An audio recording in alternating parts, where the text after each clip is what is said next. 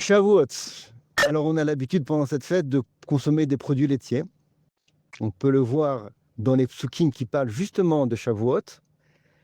Mincha Chadasha Lashem Beshavuotechem. Si on prend les rachetevot de ces trois derniers mots, c'est Chadasha Chet, Lashem Lamed, Beshavuotechem Bet, Chalav.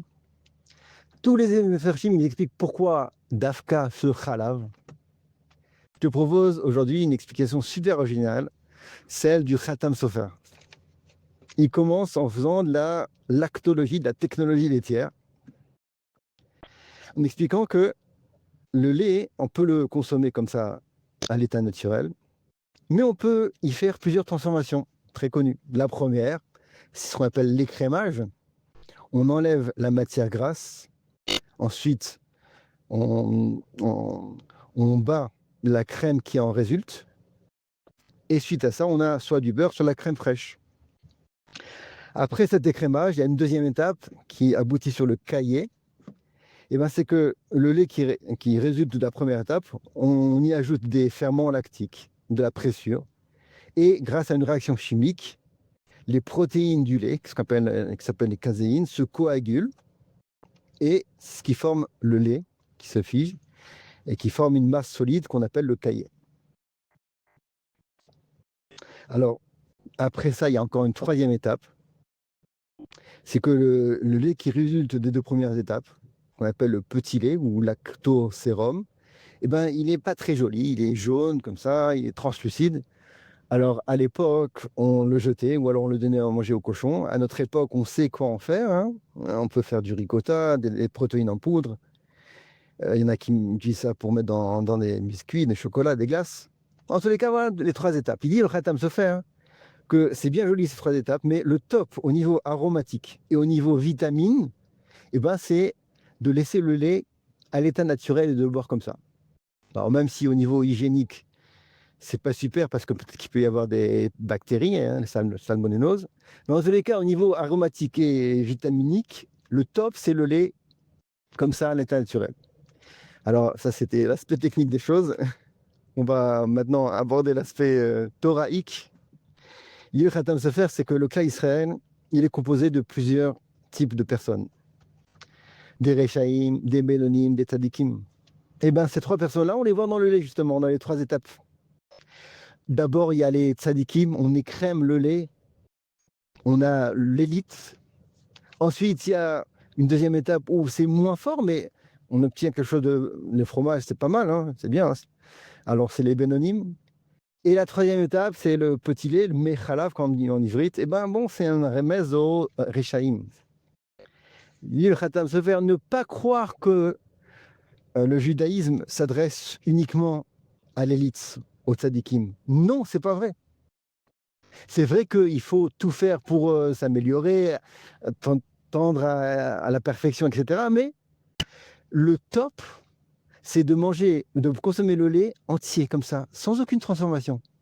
Le remède, il est là. C'est que le clan Israël, il fait sa force d'Afka dans le mélange. Même s'il y a des tzadikim qui sont mélangés avec des rechaïm, c'est ça qui fait la beauté du clan Israël. Ne pas rejeter celui qui est différent de soi, dans les deux sens. Un tzadik, il ne doit pas dire qu'un rachat, je ne lui parle pas. Et au contraire, quelqu'un qui est, on va dire, frai, qui est loin de la Torah, il ne doit pas dire je ne suis pas concerné par le religieux. Non, la Torah a dit je vous aime tous autant que vous êtes. Et d'ailleurs, c'est comme ça que le passage qui dit à propos de Shavuot, ou smartem lifnei Hashem Elokechem, ata uvincha uvitecha avdecha avamatera. Tu seras heureux, toi, tes enfants, ta servante, ton serviteur, tous. On ne fait pas de distinguo. On va dire, on dit la parashat Nasso, dans laquelle on mentionne, on fait le dénombrement de tout le clan Israël. Et là, on ne fait pas par bloc, on ne fait pas par bloc de 10 000, 1000, centaines, dizaines, non. On va jusqu'à l'unité pour dire que tout un chacun a son importance, son poids dans le clan d'Israël. C'est aussi la raison pour laquelle Hachem, avant de donner la Torah au Béné Israël, il s'est adressé à tous les autres peuples. Ishmaël, Édom. Alors ils ont rejeté, c'est vrai, mais comment c'est possible qu'il s'adresse à quelqu'un qui mange des grenouilles, quelqu'un qui est un voleur depuis sa naissance? La réponse, c'est que justement, le remède, c'est pour nous dire que Hachem, il s'adresse à tout le monde, même les gens qui sont les plus éloignés. D'ailleurs aussi, on peut répondre aussi à une autre question très forte, c'est que pendant Shavuot, on a l'habitude de rester éveillé pour étudier la Torah. Pourquoi? Parce que c'est un tikkun, un arrangement du fait que les Bnei Israël, avant Matan Torah, ils se sont endormis. C'est Akadosh Baruch Hu qui les a réveillés avec des kolotes ou brakim. Alors la question qui se pose, c'est comment c'est possible que 3 millions de personnes se soient endormies comme ça pendant la nuit? Alors que là, tout le monde savait que le Matan Torah devait venir. Il y avait 3 jours de préparation. Il y avait aussi des tzadikim dans l'histoire. Donc c'est sûr qu'eux, ils vont rester réveillés, comme le Kohen Gadol avant Yom Kippour. La réponse, très étonnante, hein, c'est très original, c'est que Akadosh Baruch Hu, il a fait justement un miracle d'endormir tout le monde pour dire que même celui qui est le plus endormi possible dans la Ruchniout, eh ben, il est aussi concerné par Matan Torah. Très beau. Hein, le Rachaim, il dit que à propos de pasuk Ve'afta le'arecha kamocha, tu aimeras ton prochain comme toi-même. Il dit un mot très très beau, c'est que c'est vraiment pshuto kemashmao, comme on dit. L'explication, comme le texte il l'indique, à savoir, il faut aimer l'autre comme soi-même, dans le sens, enfin pourquoi? Parce que dans l'autre, il y a une partie de soi-même.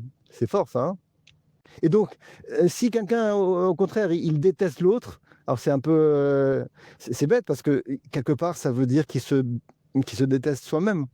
Et à contrario, lorsque il aime son prochain, il fait du chesed, il mitzvah chesed là, comme on dit en ivrite, alors oui, c'est bien pour lui-même parce que il aime une partie qui est la sienne aussi.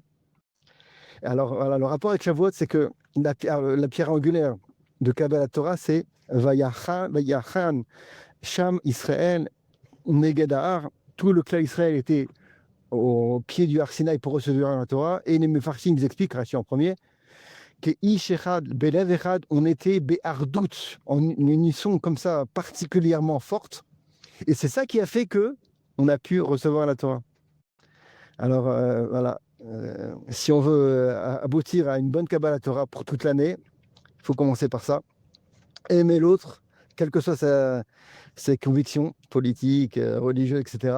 Savoir que c'est ça qui fait la beauté du cas Israël. Et grâce à ça, B'ezrat Hashem, on aura une bonne Kabbalat Torah. Chag Sameach.